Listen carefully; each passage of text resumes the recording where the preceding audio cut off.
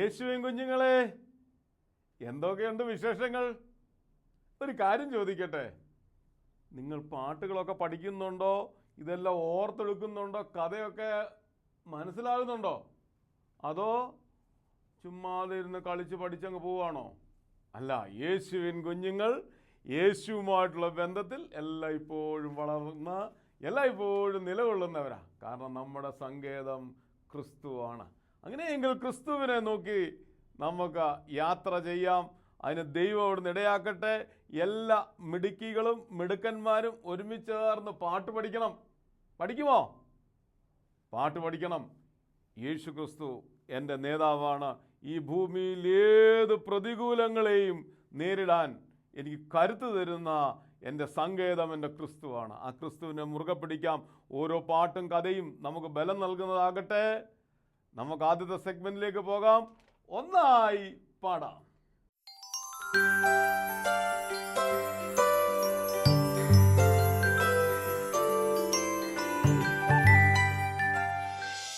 Hello കൂട്ടുകാരെ, എല്ലാവരും സന്തോഷമായിരിക്കുന്നു? കഴിഞ്ഞ എപ്പിസോഡിൽ പഠിച്ച പാട്ട് എല്ലാവരും പഠിച്ചോ? ഈ എപ്പിസോഡിൽ നമുക്കൊരു തമിഴ് പാട്ട് പഠിക്കാം. അതിൻ്റെ അർത്ഥം ഞാൻ ആദ്യം ഒന്ന് പറയട്ടെ. അതിൻ്റെ അർത്ഥം, ചേറ്റിൽ നിന്ന എന്നെ മലമുകളിലേക്ക് ഉയർത്തിയ ഒരു കർത്താവുണ്ട്. പാപം നിറഞ്ഞ എൻ്റെ ജീവിതത്തെ പാപത്തിൽ നിന്ന് മോചിപ്പിച്ച ഒരു കർത്താവുണ്ട്. ദുഃഖം നിറഞ്ഞ ജീവിതത്തെ ദുഃഖത്തിൽ നിന്ന് സന്തോഷത്തിലേക്ക് മാറ്റിയ ഒരു കർത്താവ് എനിക്കുണ്ട്. അവൻ എൻ്റെ പാറയാകുന്നു. ഇതാണ് ഈ പാട്ടിൻ്റെ അർത്ഥം. ഞാനിത് ആദ്യം ഒരു വട്ടം പാടാം, എന്നിട്ട് നമുക്കിത് ഓരോ വരിയായിട്ട് നമുക്കിത് പഠിക്കാം.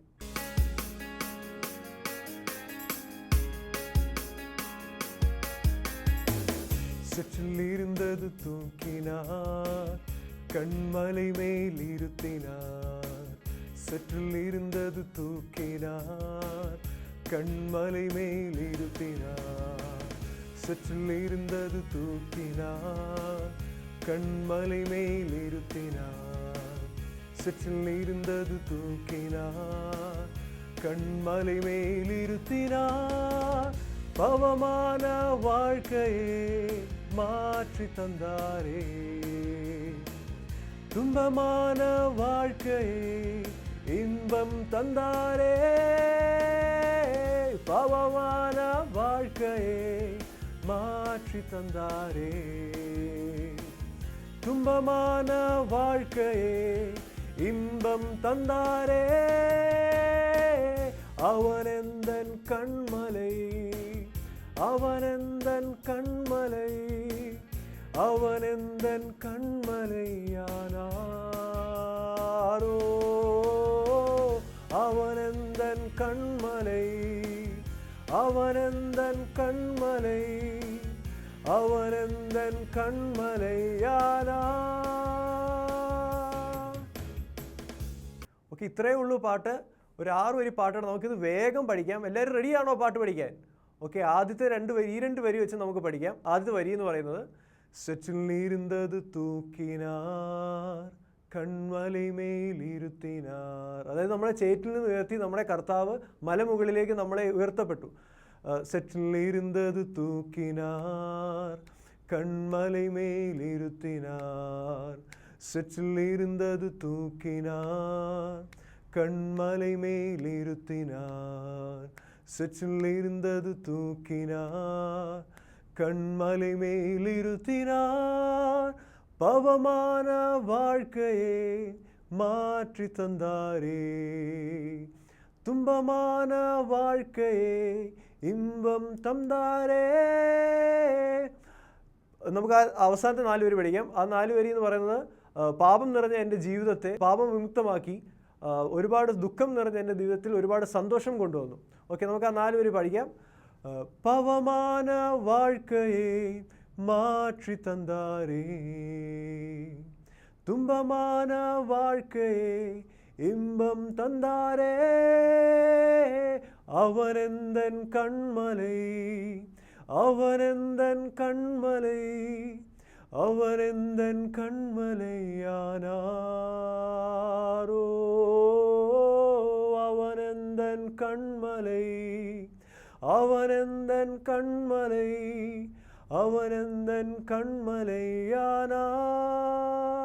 അവൻ അവനെന്തൻ കൺമലയെന്ന് വെച്ചാൽ അവൻ നമ്മുടെ പാറയാകുന്നു എന്നാണ് അർത്ഥം. ഇത്രയേ ഉള്ളൂ പാട്ട്. നമുക്ക് വേഗം പഠിക്കാം. അച്ഛൻ ഒരു വട്ടം കൂടെ ഈ പാട്ട് പാടി കേൾപ്പിക്കാം.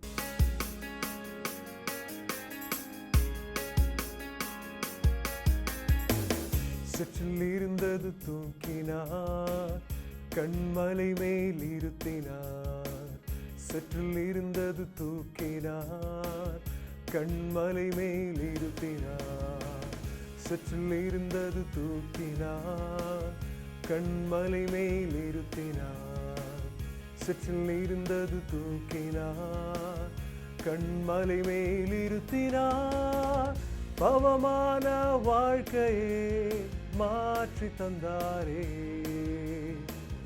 துன்பமான வாழ்க்கையே இன்பம் தந்தாரே. பவமான வாழ்க்கையே மாற்றி தந்தாரே, துன்பமான வாழ்க்கையே இன்பம் தந்தாரே. அவனெந்தன் கண்மலை, அவனெந்தன் கண்மலை, அவனெந்தன் கண்மலையானாரோ. அவனெந்தன் கண்மலை, அவனெந்தன் கண்மலை, அவனெந்தன் കൺമലയാനാ. എല്ലാവർക്കും ഇഷ്ടമായോ ഈ പാട്ട്? ഈ പാട്ട് നിങ്ങൾ ഇത് നന്നായിട്ട് പഠിക്കുകയും കഴിഞ്ഞ എപ്പിസോഡിൽ പറഞ്ഞ പോലെ നിങ്ങൾ പള്ളികളിൽ ചെല്ലുമ്പോഴും നിങ്ങൾ സ്കൂളുകളിൽ ചെല്ലുമ്പോഴും അടുത്തുള്ള കൂട്ടുകാരെ ഈ പാട്ടുകളെല്ലാം പഠിപ്പിക്കുക. അവർക്കും കൂടെ ഈ പാട്ടെല്ലാം നമുക്ക് മനസ്സിലാക്കി കൊടുക്കുക. അടുത്ത എപ്പിസോഡിൽ അച്ചാച്ചൻ പുതിയൊരു പാട്ടുമായി വരുന്നതായിരിക്കും. അതുവരെ ബൈ ബൈ.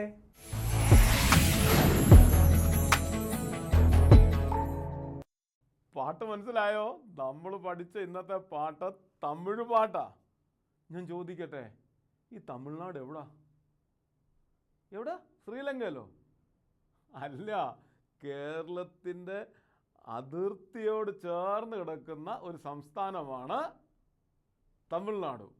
അവിടെ പറയുന്ന ഭാഷയാണ് തമിഴ്. ഈ തമിഴ് ഭാഷയിൽ പഠിച്ച പാട്ട് ചെളിയിൽ കിടന്ന നമ്മളെ തമ്പുരാൻ്റെ കൃപയാൽ തമ്പുരാൻ നമ്മളെ ഉയർത്തി. യാതൊരു പദവിയും അവകാശപ്പെടാൻ ഇല്ലാത്ത നമ്മളെ തമ്പുരാൻ കരുത്ത് നൽകി തല ഉയർത്തി നിർത്തി. ഒന്നിനും കൊള്ളാത്ത നമ്മളെ തമ്പുരാൻ ഉയർത്തിയതാണ്. കുനിഞ്ഞിരുന്ന ശിരസിനെ തമ്പുരാൻ ഉയർത്തി. അങ്ങനെയെങ്കിൽ ഈ പാട്ട് നമ്മുടെ ജീവിതത്തിൽ ബലം, ഊർജം നൽകുന്നതായി തീരട്ടെ. അടുത്ത സെഗ്മെന്റിലേക്ക് പോകാം, കഥയിലൂടെ.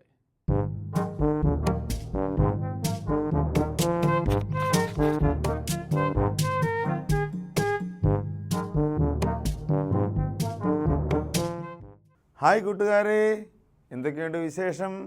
എല്ലാവരും സന്തോഷമായിട്ടിരിക്കുന്നോ? നമുക്ക് മനോഹരമായൊരു കഥ കേൾക്കാം. ഇന്ന് പറയുവാൻ പോകുന്ന കഥ ആരെ പറ്റിയാണെന്നറിയാമോ? നമ്മുടെ അബ്രഹാം പിതാവിൻ്റെ കഥയാണ് ഇന്ന് ഞാൻ നിങ്ങളോട് പറയുവാനായിട്ട് പോകുന്നത്. അബ്രഹാമിൻ്റെ വിശ്വാസത്തെപ്പറ്റി നമ്മൾ കേട്ടിട്ടുണ്ടില്ലയോ?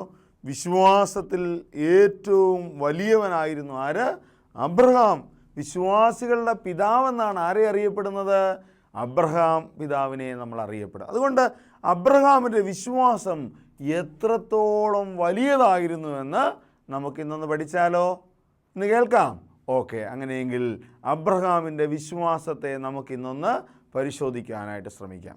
ഒരു ദിവസം യഹോവ അബ്രഹാമിനോട് പറഞ്ഞു. എന്താ പറഞ്ഞത്? നിനക്ക് ഞാൻ തന്നിരിക്കുന്ന നിൻ്റെ ഏകജാതനായ മകനെ, ആരാ ഏകജാതനായ മകൻ? ഇസ്ഹാക്കിനെ എനിക്ക് യാഗം കഴിക്കണമെന്ന്. നമുക്കറിയാമല്ലോ, അബ്രഹാമിന് വളരെ വർഷങ്ങളായിട്ട് മക്കളൊന്നുമില്ലായിരുന്നു. അങ്ങനെ അബ്രഹാം യഹോവയോട് പ്രാർത്ഥിച്ച് അബ്രഹാമിന് 100 വയസ്സായപ്പോഴാണ് ആരെ കൊടുത്തത്? ഇസ്ഹാക്ക് എന്ന് പറയുന്ന ഒരു മകനെ ദൈവം അബ്രഹാമിന് കൊടുത്തത്. ഈ കൊടുത്തു കഴിഞ്ഞപ്പോൾ ദൈവം പറയുകയാണ്, നിൻ്റെ ഏകജാതനായ ഇസ്ഹാക്കിനെ എന്തോ ചെയ്യണം? എനിക്ക് യാഗം കഴിക്കണം. നമ്മളാണ് എന്തോ പറയുമായിരുന്നു? അബ്രഹാം ഒന്നും പറഞ്ഞില്ല. അബ്രഹാം ദൈവത്തിൽ വിശ്വസിച്ചു. അബ്രഹാം പറഞ്ഞു, കർത്താവേ, ഞാൻ യാഗം കഴിക്കുവാൻ കൊണ്ടുവരാം. അങ്ങനെ അബ്രഹാം എന്ത് ചെയ്തെന്നറിയാമോ? അബ്രഹാം തൻ്റെ ഭാര്യയായ സാറയോട് പോലും പറയാതെ ഈ മകനുമായി യാഗം കഴിക്കുവാൻ ഒരു സ്ഥലത്തേക്ക് പോയി. എവിടെയാണ് പോയത്? മോറിയാമലയിലേക്ക് പോയി. അവിടെ ഇങ്ങനെ യാഗം കഴിക്കുവാനായിട്ട് 2 പേരൂടെ പോകുക. കഴുതപ്പുറത്ത് ഇങ്ങനെ നടന്ന് അബ്രഹാം പോകുന്നുണ്ട്. ഈ മകനെ കഴുതപ്പുറത്തിരുത്തിയിട്ടുണ്ട്, വിറകുണ്ട്, എല്ലാം ഉണ്ട്. ഇങ്ങനെ കുറേ ദൂരം ഇങ്ങനെ നടന്നു പോകുമ്പോൾ മകന് ഒരു സംശയം. അപ്പനോട് ചോദിച്ചു. ആരാ അപ്പൻ? അബ്രഹാം. അബ്രഹാമിനോട് മകൻ ചോദിക്കുക, അപ്പാ എനിക്കൊരു സംശയം.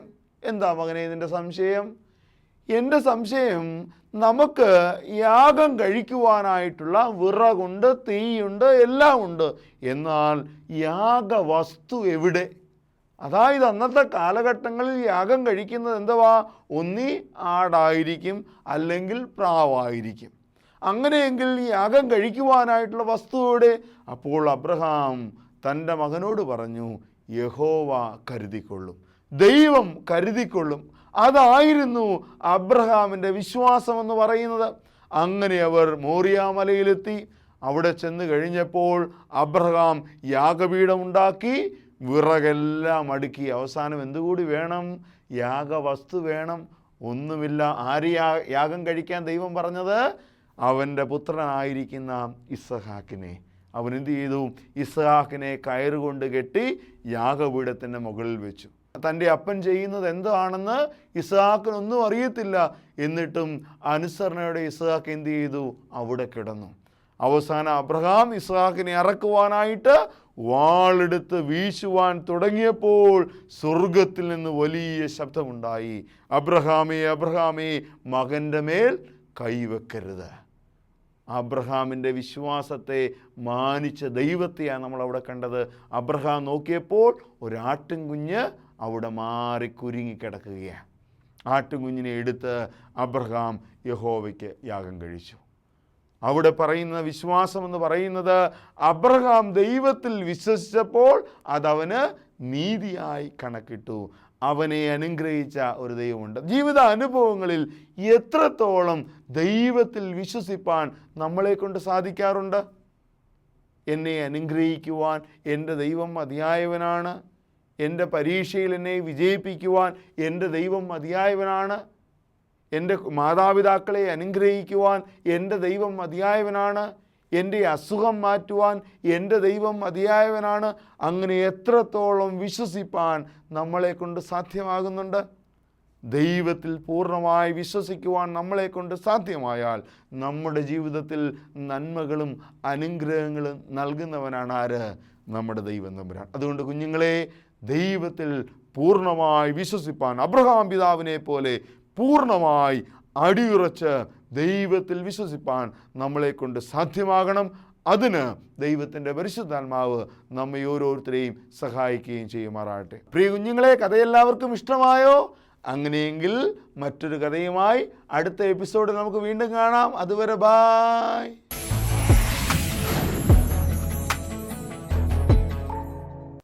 എന്ത് നല്ലൊരു കഥയാണ് നമ്മൾ കേട്ടത്. അബ്രഹാം ഇസ്ഹാക്കിനെ യാഗം കഴിക്കാൻ കൊണ്ടുപോകുന്നു. വഴി വെച്ച് മകൻ ചോദിക്കുന്നു, അപ്പാ, യാഗത്തിനുള്ള വസ്തു എന്തേ? ഉത്തരം, ദൈവം കരുതിക്കൊള്ളും. പഠിച്ചായിരുന്നോ? നമ്മുടെ ജീവിതത്തിൻ്റെ എല്ലാ ആവശ്യങ്ങളിൽ നമ്മളെ കരുതുന്ന ഒരു ദൈവമുണ്ട്. നമുക്ക് പ്രാർത്ഥിപ്പാൻ വിഷയം ചുണ്ടിന്മേൽ തന്നിട്ടുണ്ടെങ്കിൽ അതിന് ഉത്തരം തമ്പുരാൻ കണ്ടിട്ടുണ്ട്. അങ്ങനെയെങ്കിൽ വ്യാകുലപ്പെടേണ്ട, കാരണം യഹോവ കരുതിക്കൊള്ളും. നമ്മുടെ ജീവിതത്തിൽ നമ്മുടെ ആവശ്യങ്ങൾ, നമ്മുടെ നൊമ്പരങ്ങൾ, നമ്മുടെ വേദനകളെ അറിയുന്നവൻ, കരുതുന്ന ഒരു ദൈവം. ഒരു പക്ഷേങ്കിൽ നമ്മുടെ മാതാപിതാക്കൾ, നമ്മുടെ സഹോദരങ്ങൾ, കൂട്ടുകാർ നമ്മുടെ വേദനകളും ക്രൈസിസും മനസ്സിലാക്കിയെന്ന് വരില്ല. എന്നാൽ എന്നെ മനസ്സിലാക്കുന്ന ഒരു നല്ല ദൈവം ജീവിക്കുന്നുണ്ട്.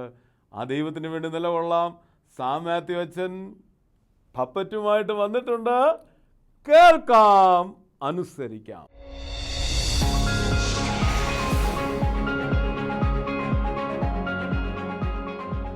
അച്ഛോ, ആ ചാക്കോ സാറേ, എന്താ ഉണ്ട് വിശേഷം? വിശേഷമുണ്ട്. ഞാൻ അച്ഛനെ ഒന്ന് കാണാനിരിക്കുക. ആരെന്ന്? എന്താ സാറേ വിശേഷം? ഞാനും സാറിനെ അന്വേഷിച്ച് വന്നതല്ലേ. സാറ് സുഖമായിരിക്കുന്നോ? ആ, എന്തോന്ന് സുഖം. ഇപ്പോഴത്തെ തലമുറയെ കൊണ്ട് തോറ്റു. എന്ത് പറ്റി? തലമുറയ്ക്ക് എന്ത് പറ്റി? സാറിനെ പിള്ളേർക്കെല്ലാം വലിയ കാര്യമാ. ആ, കാര്യം ഇത്ര കുരുത്തം കെട്ടവങ്ങാർ. എന്ത് പറ്റി? സാറെന്തിനെ ദേഷ്യപ്പെടുന്നേ? എൻ്റെ അച്ഛോ, ഞാൻ ഇന്നലെ സ്കൂൾ വരെ ഒന്ന് പോയി. എന്നിട്ട് എന്ത് പറ്റി? അങ്ങാരേ ശരിയല്ല അച്ഛോ, ഒരുത്തനും ശരിയല്ല. നമ്മുടെ പിള്ളേരോ? ആ, ഞങ്ങളുടെ പിള്ളേർ.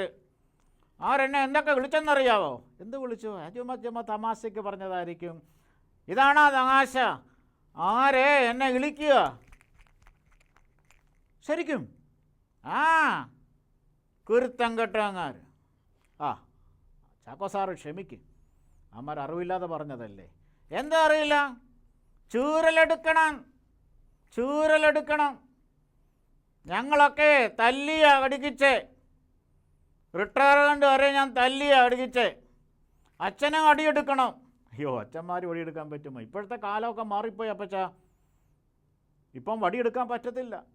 വടിയെടുത്താൽ അപ്പോഴേ പ്രശ്നമാണ്. അതാണ് ഈ തലമുറയുടെ കഴകം. അടിയെടുക്കണം, തല്ലി തല്ലി തല്ലി കടിക്കണം. ഓ ശരി, തല്ലി പഠിപ്പിക്കാം. പക്ഷേ പഠിപ്പിക്കുന്ന അധ്യാപകർക്ക് ജോലി കാണത്തില്ല. ഒരു ചെറിയ വഴക്ക് പറഞ്ഞാൽ മതി. ഇപ്പോൾ വലിയ പ്രശ്നങ്ങളാണ്. നമ്മൾ ക്ഷമിക്കുക നിവൃത്തിയുള്ളൂ. അച്ഛനങ്ങനെ പറയരുത്. ഈ തലമുറ ശരിയാകത്തില്ല. ശരിയാകണമെങ്കിൽ തല്ലി തല്ലി അവരെ ശരിയാക്കണം. അപ്പച്ചാ, സാറേ, ഈ തല്ലല്ലാതെ വേറെ എന്തെങ്കിലും മാർഗമുണ്ടോ? എനിക്ക് തോന്നുന്നില്ല. തല്ലി അവരെ ശരിയാക്കണം. ഞാൻ 2 അടിയെടുത്ത് ഇടിക്കാൻ പോകുക. എൻ്റെ വീട്ടിലുണ്ടല്ലോ 2-3 ഇങ്ങോട്ട് വരാൻ പറഞ്ഞാൽ അങ്ങോട്ട്, ഉണ്ടായിരിക്കാൻ പറഞ്ഞാൽ വർത്തമാനം തുടങ്ങും, അടിക്കാൻ പറഞ്ഞാൽ ടി വി കാണും. എന്തോ ചെയ്യാനപ്പച്ചാ, നമ്മുടെ തലമുറ ഇങ്ങനെ ആയിക്കൊണ്ടിരിക്കുക. കൂട്ടുകാരെ, ഈ ഒരു റിട്ടയർഡ് അധ്യാപകൻ പറഞ്ഞു കേട്ടോ. അദ്ദേഹം സ്കൂളിൽ ചെന്നപ്പോൾ അദ്ദേഹത്തെ പരിഹസിച്ചു, അദ്ദേഹത്തെ നിന്ദിച്ചു. അദ്ദേഹത്തിൻ്റെ കൊച്ചുമക്കൾ പോലും ഇന്ന് അനുസരിക്കുന്നില്ല. നിങ്ങൾ നമ്മുടെ ഗുരുക്കന്മാരെ, നമ്മുടെ അപ്പച്ചന്മാരെ, നമ്മുടെ അമ്മച്ചിമാരെ നിങ്ങളെങ്ങനെ സ്നേഹിക്കുന്നുണ്ടോ? അവരെ കരുതുന്നുണ്ടോ? അവർക്ക് വേണ്ടതൊക്കെ കൊടുക്കുന്നുണ്ടോ? അവരോട് സംസാരിക്കുന്നുണ്ടോ? ആ, അങ്ങനെ ചോദിക്ക്. ഞാൻ ചോദിക്കട്ടെ അപ്പച്ച, പിള്ളേരോട് പറയുമല്ലേ, കുരുത്തം കെട്ട അങ്ങാർ. അതുകൊണ്ട് സാറേ, നമ്മൾ ക്ഷമിക്കുക, നമ്മുടെ തലമുറയ്ക്ക് വേണ്ടി പ്രാർത്ഥിക്കുക. ശരിയാകത്തില്ല, അവരൊക്കെ തല്ലി തല്ലി തല്ലി ശരിയാക്കണം. അപ്പച്ചൻ അങ്ങനെയൊക്കെ തോന്നും. അതുകൊണ്ട് നമുക്ക് നമ്മുടെ തലമുറയ്ക്ക് വേണ്ടി പ്രാർത്ഥിക്കാം, കുഞ്ഞുങ്ങളോട് പറയാം. അവർ മുതിർന്ന തലമുറയൊക്കെ സ്നേഹിക്കുകയും ബഹുമാനിക്കുകയൊക്കെ ചെയ്യുന്നവരാ. നമ്മുടെ കുഞ്ഞുങ്ങളോട് പറയാം. പ്രിയ കൂട്ടുകാരെ, ഈ ചാക്കോ സാറിനെ നിങ്ങൾ കണ്ടല്ലോ. നിങ്ങളെപ്പോലെ ചെറുപ്രായം തൊട്ട് ഈ നാൾ വരെയും വിദ്യാഭ്യാസത്തിന് വേണ്ടി ജീവിച്ചൊരു വ്യക്തിയാണ്. അദ്ദേഹത്തെ പരിഹസിക്കുകയോ നിന്ദിക്കുകയോ ഒന്നും ചെയ്യരുത്. നിങ്ങളുടെ വീട്ടിലും ഇതുപോലെ അപ്പച്ചന്മാരും അമ്മച്ചിമാരും ഇല്ലേ? നിങ്ങളവരെ സ്നേഹിക്കുന്നുണ്ടോ? കരുതുന്നുണ്ടോ? അവരോട് സംസാരിക്കുന്നുണ്ടോ? അവരോടുകൂടെ സമയം ചെലവഴിക്കുന്നുണ്ടോ? അങ്ങനെയാണെങ്കിൽ ദൈവം നിങ്ങളെ അനുഗ്രഹിക്കും. സദൃശ്യവാക്യങ്ങളിൽ ശലോമോൻ ഓർപ്പിക്കുന്നുണ്ട്, നരച്ച തലയെ ബഹുമാനിക്കുവാൻ, അവരെ പരിപാലിക്കുവാൻ, അവരെ സ്നേഹിക്കുവാൻ നമുക്ക് സാധിക്കണം. ചാക്കോ സാറേ, സാറ് ധൈര്യമായിട്ട് പോയിക്കോ. അച്ഛനേറ്റോ? ഞാനേറ്റ്. നല്ല തല്ല് കൊടുക്കണം. തല്ല് വേണ്ടെന്നേ, വടി വേണ്ടെന്നേ. നമുക്ക് വടി ഇല്ലാതെ ഇവരെ നന്നാക്കാം. ആണോ? നമുക്ക് ഒരുമിച്ച് ശ്രമിക്കാം. സാറും ശ്രമിക്കും, ഞാനും ശ്രമിക്കും. ഓക്കെ, അച്ഛന് ധൈര്യമുണ്ട്, ചെയ്ത്. ഞാനും കൂടെയുണ്ട്. ഞാനും കൂടെയുണ്ട്. ഒന്ന് കൂട്ടുകാരോട് പറഞ്ഞേ, കൂട്ടുകാരെ ഒന്ന് പറഞ്ഞേ, അപ്പച്ച ഒന്ന് പറഞ്ഞേ, ഞാൻ സ്നേഹിക്കുന്നു. പ്രിയ കുഞ്ഞുങ്ങളെ, ഞങ്ങളെ കളിയാക്കല്ലേ, ഞങ്ങളെ സ്നേഹിക്കണം. ഞങ്ങൾ നിങ്ങളെ സ്നേഹിക്കുന്നുണ്ട്. I love you my children. ഇപ്പോഴാണ് ചാക്കോ സാറായത്. ഓക്കെ, സ്നേഹിക്കണം, ഞങ്ങളെ സ്നേഹിക്കണം, ഞങ്ങൾ നിങ്ങളെയും സ്നേഹിക്കും. പ്രിയ കൂട്ടുകാരെ, കഴിഞ്ഞകാല തലമുറയെ സ്നേഹിക്കുക, അവരെ പരിപാലിക്കുക. ദൈവം നിങ്ങളെ അനുഗ്രഹിക്കട്ടെ.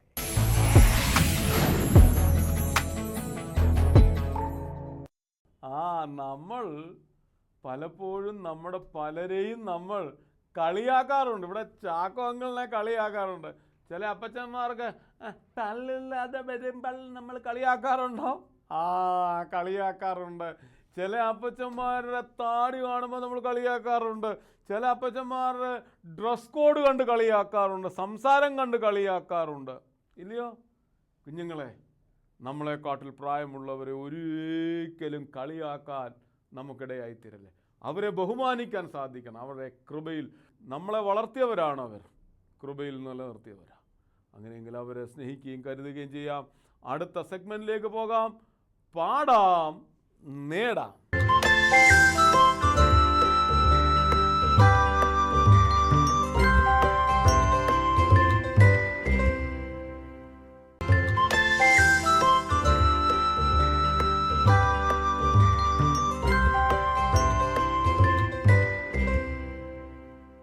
I love you, Lord, for your mercy never fails me.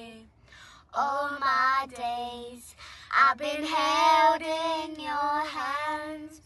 From the moment that I wake up until I lay my head, oh, I will sing of the goodness of God.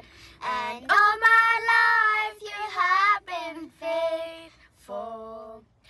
And all my life you have been so, so good. With every breath that I am able, oh, I will sing of the goodness of God. I love your voice. You have led me through the fire. In the darkest nights, you are close like no other.